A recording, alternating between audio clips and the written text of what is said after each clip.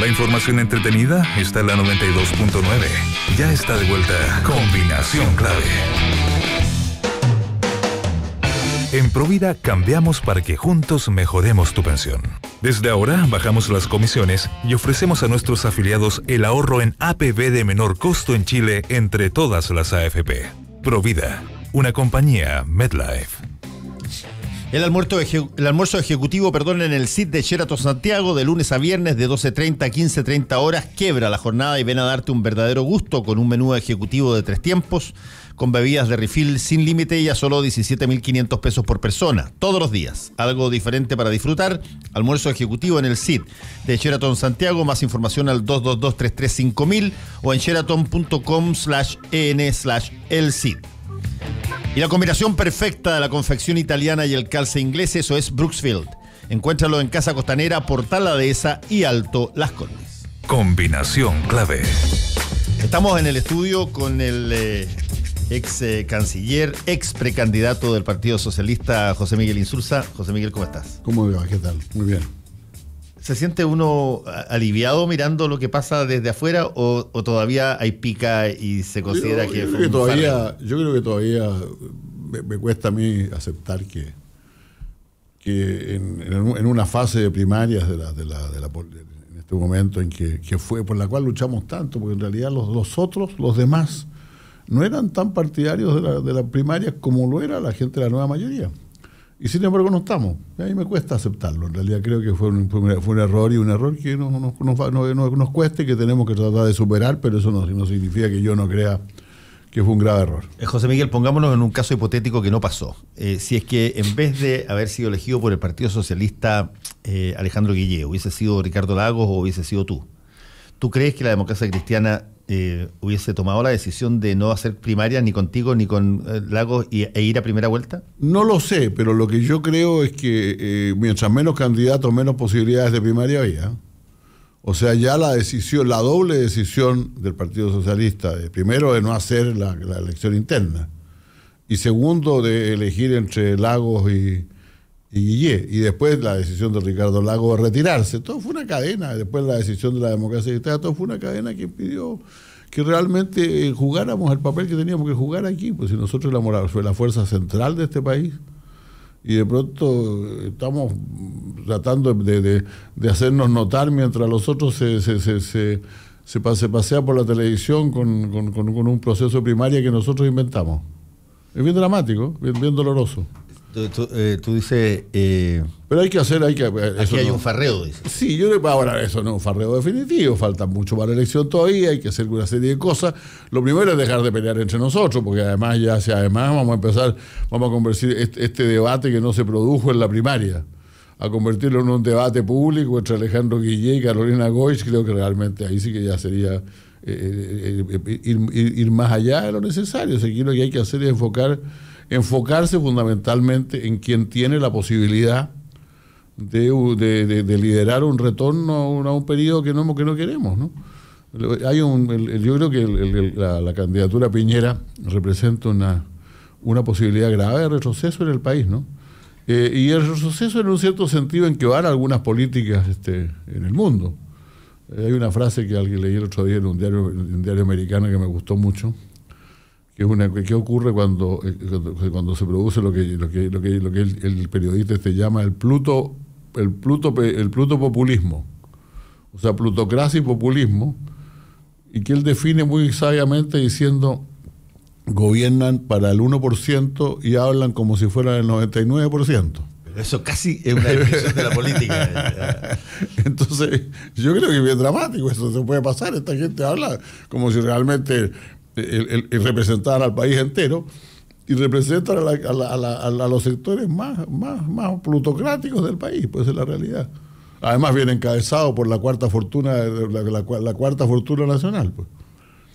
Tú has escuchado, José Miguel, y hoy día hay un artículo, no me acuerdo dónde, creo que en El Mostrador también, donde apareció Meo convocando al Frente Amplio y a la nueva mayoría para básicamente unirse de alguna forma para enfrentar una posible candidatura de Sebastián Piñera. ¿Tú sientes que esta va a ser una elección que a la larga se va a definir sobre más que quién queremos que llegue a la moneda por quién no queremos que llegue a la moneda?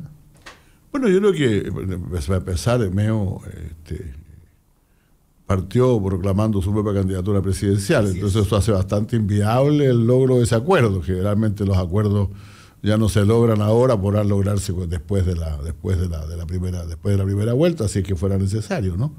Yo creo que la dispersión lo que nos puede provocar un problema a nosotros. Pero yo francamente soy un tipo optimista. Yo creo que si nosotros damos una buena pelea, por ejemplo, si las fuerzas que conforman lo que yo llamaría hoy día la izquierda democrática en el país, porque los remanentes de la nueva mayoría hacen pronto una cierta definición programática, en lo cual han estado trabajando. Estuve el otro día en el Partido Socialista en una buena reunión sobre eso. Y al mismo tiempo configuran listas parlamentarias sólidas, fuertes y bien concertadas.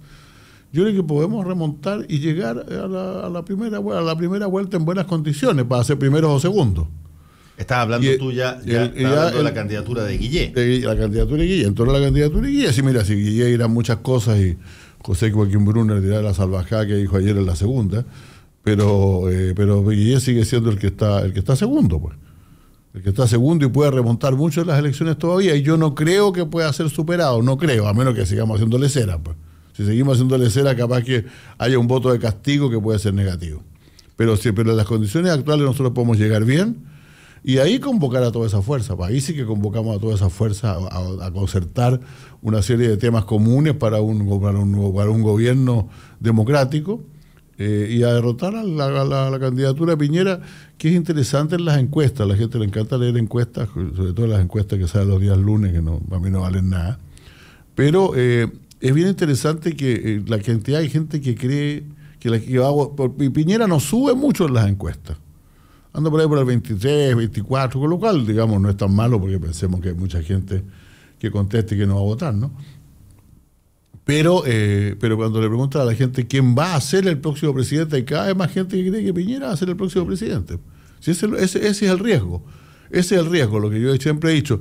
Podemos ser más, y si somos más no tenemos por qué, no tienen por qué ganarnos, pero nosotros podemos perder de puro dispersos y complicados que somos. Ese es un punto bien interesante, porque Alejandro Guillé es quien fue nominado por estos 4 partidos que eran de la nueva mayoría, que son de la nueva mayoría, y sin embargo él en los últimos 20 días, más o menos coincidiendo con las revelaciones de las inversiones del Partido Socialista, él empieza a distanciarse o a hacer más énfasis de lo que había estado haciendo respecto de su independencia, respecto que a él no le corresponde arreglar la situación de los partidos. ¿Qué tanto eso puede ayudar? Bueno, yo creo que el candidato es independiente, o sea, optamos por un independiente. Y todas las coaliciones que optan por un independiente, de alguna manera tienen una cierta dificultad para asentar los discursos, ¿no? Los discursos entre unos y otros. Y yo creo que hoy día, naturalmente, también a la gente, sin embargo, eso no le parece mal que sea independiente, y a mí no me parece mal que Alejandro reafirme su condición de independiente.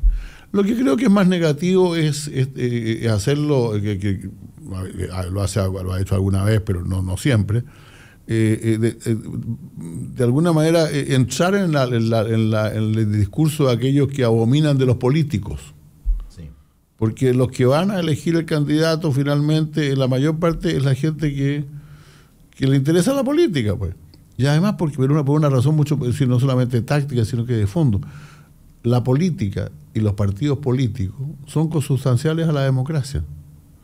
O sea, si no, manda uno nomás, pues. Si la política es un arte, si se quiere, para resolver problemas complejos en sociedades que son muy disímiles, que son son plurales, ¿no? Entonces la política es siempre una forma de equilibrio, siempre una forma de acuerdo, siempre una forma de avanzar concertadamente, y no hay otra en la democracia que esa, no existe otra. Ahora, claro, la política nuestra ha estado dañada por problemas de corrupción, ha estado muy dañada por problemas de oportunismo también, de individualismo, Yo creo que esas cosas hay que corregirlas, pero no abominemos de la política.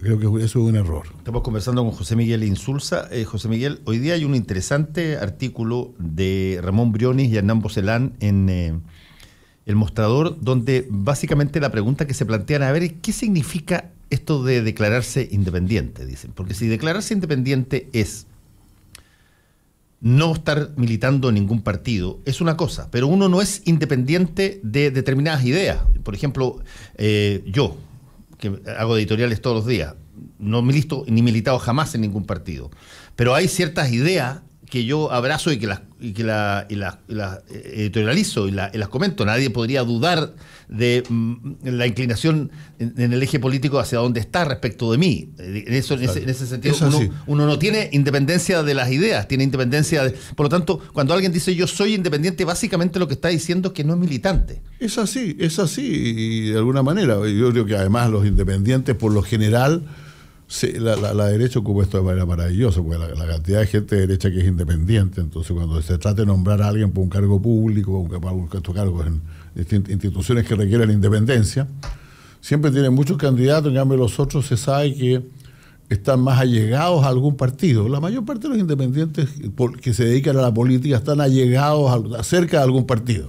El mismo Alejandro Guillén fue llevado como candidato a senador por el Partido Radical, y también efectivamente examinó la posibilidad de postular por el Partido Socialista, en la zona donde él quería ir, él es de Antofagasta, y el Partido Socialista esa vez no llevó candidato a Antofagasta. Por lo tanto, es claramente afín a un sector de la nueva mayoría o de la concertación. Yo creo que eso no le quita su independencia. O sea, yo creo que además en la cultura nuestra de los últimos 30 años ha habido esta idea de que de alguna manera el presidente es también algo independiente. Elwin lo proclamó, Elwin renunció, congeló su militancia en la democracia cristiana. No lo hicieron Frei y Lagos, ni Bachelet. Lo hizo Piñera. Lo hizo Piñera, pero todos los presidentes por lo general han reservado desde el principio una cuota de independencia, una cierta cuota de independencia. Frei lo hizo ver muy claramente cuando empezó su gobierno. Cuando alguien dijo que el gobierno anterior era suprapartidario y este era de coalición, dijo, el gobierno es tan suprapartidario como el anterior. Entonces yo creo que no, esa es una discusión que mejor no plantearla. ¿No está un poco la palabra independiente asociada a la política un poco mañoseada, un poco gastada? Bueno, yo creo que está usada como para decir... Yo soy cualitativamente mejor que otro. Claro, me dedico a la política, pero desde una posición cualitativamente mejor. Yo reconocí, eso puede ser interpretado así, y no es una buena práctica, a mi juicio. José Miguel, inevitablemente, y te hubiese pasado a ti si hubiese sido escogido también, inevitablemente, cuando se divide una coalición en dos candidatos, como se está viendo hoy día, Alejandro y Carolina Goich, inevitablemente en algún momento dado el impulso crece para que empiecen encontronazos propios, que yo creo que lo estamos viendo ahora, porque ha habido esta semana sobre todo. Ha habido dos encontronazos. Dos encontronazos bastante fuertes. Exacto. Y han sido casi todos por más o menos las mismas lógicas, o tiene que ver porque no hay definición precisa de Alejandro respecto de algunas cosas, que él ha dicho que lo va a hacer más adelante, o si es que, a diferencia de Carolina Goich, esta lógica de independencia de Alejandro molesta aparentemente en la democracia cristiana, porque lo ven como que zafa de cosas que Carolina Goich no puede zafar porque ella es presidenta del partido. Claro, ahora yo creo que hay algo de ambas cosas, ¿no? Y yo creo que realmente el riesgo, ese riesgo hay que evitarlo a toda costa, porque estamos claros en que estos dos fuerzas, si se quiere, se llama, lo que alguien alguna vez llamó el sector progresista de la concertación, no es así, la democracia cristiana también es progresista, ¿no? Pero el sector laico, por llamarlo de alguna manera, y la democracia cristiana van a tener que confluir después de la elección, a menos que estemos tan peleados que confluyamos hacia otros lados, pues. Entonces eso hay que evitarlo a toda costa. Si yo pudiera hacerle algún consejo, mire, cuando les pregunten qué opina de lo que dice fulano o fulana o sutano, yo le diría, mire, no me pronuncio sobre eso, yo estoy en otra cosa. Porque realmente es muy peligroso, yo estoy de acuerdo en eso. O sea, el riesgo de terminar trenzado, claro, porque incluso de alguna manera la opinión pública y el periodismo incita en esa manera. O sea, el panel de ayer, con todo respeto y cariño por las dos personas que estuvieron ahí en el debate, era medio latoso porque le faltaba la música nomás y estaban completamente de acuerdo. Entonces, ahí donde mucha gente pregunta ¿cuál es la diferencia? Bueno, hay diferencias, siempre hay diferencias entre la gente, pues, y uno le prefiere uno al otro. Pero la que la gente busca son polémicas, son debates. Entonces, la tentación de los micrófonos va a estar de aquí hasta el día de la elección para que Guillé diga algo de Carolina y Carolina diga algo de Guillé. Y yo creo que eso hay que evitarlo a toda costa, hay que evitarlo a todo riesgo. ¿Qué tanto, José Miguel Insunza, crees tú que está afectada la base militante del Partido Socialista por lo que se reveló respecto a las inversiones? Yo creo que fue afectada, yo espero que no demasiado, por los primeros días, porque realmente los primeros días, antes de que saliera la declaración de los más afectados, que eran los que habían hecho todo este proceso, que pusieron las cosas en su lugar, a mi juicio. Y la verdad es que la reacción no fue buena, fue defensiva, y de algunos dirigentes incluso tratando de apartarse de un asunto que se había conocido en todos los congresos del partido, pues. Si estas cuentas en que salían todas las inversiones que se habían hecho, una cosa que no se las leyeran y otra cosa que no existieran. Ahora se han tomado algunas medidas adicionales que, bueno, de transparencia más todavía, pero que las cuentas eran perfectamente transparentes, lo eran. Entonces creo que el tema causó un daño y espero que no sea excesivo. Eso es interesante lo que tú estás diciendo, José Miguel, porque yo he entrevistado a varias personas y algunas de ellas han dicho que básicamente las cuentas se daban números gruesos pero no detalles. Pero estaban ahí, pues. Pero yo estuve en el pleno del Partido Socialista en que se eligió a Alejandro Guillé, se entregó una cuenta que efectivamente es como generalmente hacen las cuentas, y se dijo, mire, están todos estos de la página web, por favor vean la página web, vean lo que les parezca, etcétera. Yo no sé si alguien habrá visitado la página web hasta hace un par de semanas atrás cuando salió todo este asunto. Está claro que hubo un periodista que la visitó, pues. Pero tú me dices que ahí había detalle, ¿no? Pero por favor, pues, aquí no hay ninguna investigación periodística demasiado acuciosa. Lo que hubo por parte de un periodista con iniciativa fue leerse las cosas que estaban en los documentos que publicaba el Partido Socialista, pues. Si eran así. Y responden a una lógica muy simple.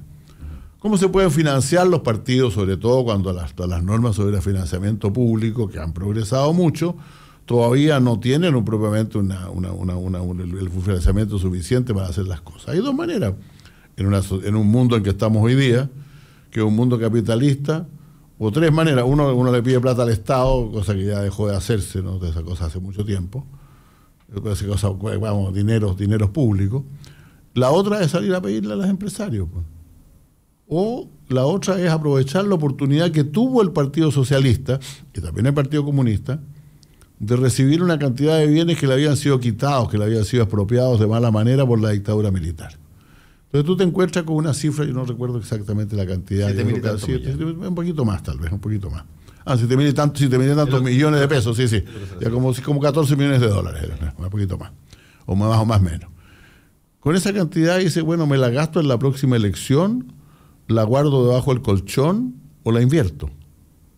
Y la decisión del Partido Socialista fue invertirla y reproducirla. Ahora, algunas cosas con la lógica de ahora, no la lógica del 2004, pues, sino que la lógica de ahora, que bueno que el mundo progrese, podrán hoy día ser mal vistas. En ese momento no lo eran.